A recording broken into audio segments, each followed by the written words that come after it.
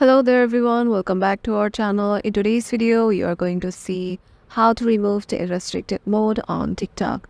So let's get right into it. Sometimes we might have turned on the restricted mode, and the restricted mode just allows us to don't see or filter the explicit content or adult content.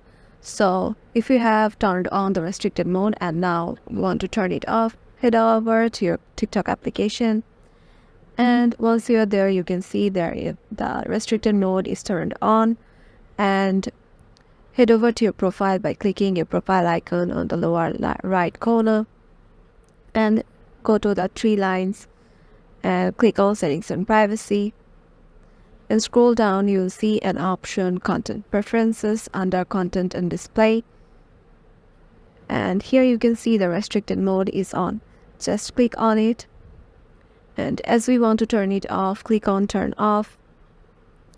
And if you have already turned on your restricted mode, just write the password you just used to turn it on.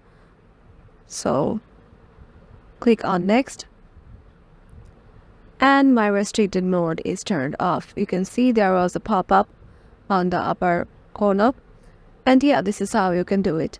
Make sure to give it a thumbs up and subscribe to our channel, and we'll see you in the next one.